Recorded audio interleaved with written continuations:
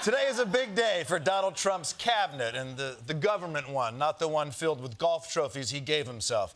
That's because today was the world's weirdest episode of Curb Your Enthusiasm, also known as Robert F. Kennedy Jr.'s confirmation hearing to lead the Department of Health. And look, we all remember the stories about this guy from the campaign, the dead bear cub he dumped in Central Park, the time he sawed off the head of a dead whale and tied it to the roof of his car, the worm that died after eating part of his brain. Basically, if there's an animal corpse anywhere in America, RFK Jr. is probably involved. But what most people are most concerned about when it comes to RFK Jr. is his long history of speaking out against vaccines. And I'm not talking your run-of-the-mill concerns like, should I still get a flu shot if I don't care about getting other people sick? Or do I need an HPV vaccine if I only do hand stuff? I'm talking about RFK Jr. saying things like autism is caused by vaccines, or that it's just not true that vaccines are why smallpox, measles, and polio were eradicated, or that there are no vaccines that are safe and effective. Basically, putting this guy in charge of America's vaccines is like making Elon Musk a Walmart greeter. Honestly, I'm going to tell RFK Jr. the same thing I tell myself every morning before I host The Daily Show. You are not qualified for this job. Don't clap at that. Don't clap at that. Don't clap.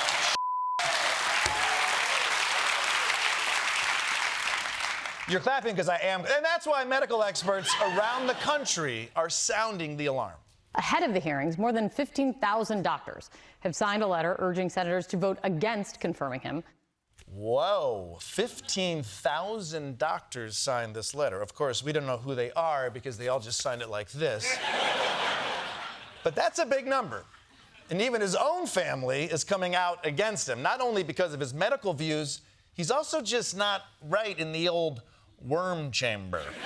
Caroline Kennedy, RFK Jr.'s first cousin and the daughter of President John F. Kennedy, warning the senators tasked with confirming her cousin to be the nation's health secretary that they should vote no. I've known Bobby my whole life. We grew up together. It's no surprise that he keeps birds of prey as pets, because Bobby himself is a predator. His basement, his garage, his dorm room were always the center of the action.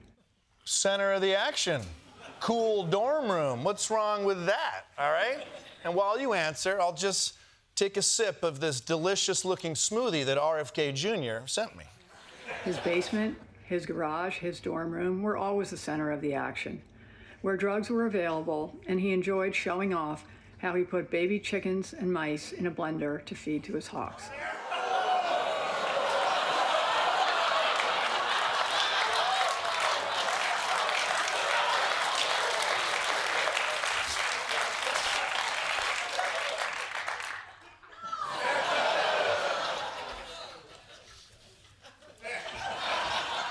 He was putting baby chickens and mice in a blender? And ladies, you thought it was bad when a guy brought you back to his dorm room and busted out a guitar.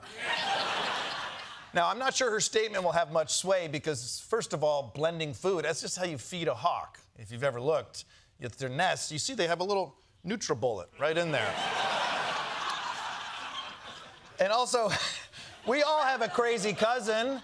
It's the cousin rule of three, right? There's a crazy one, a quiet one, and one that we secretly think is hot. What's up, Stephanie?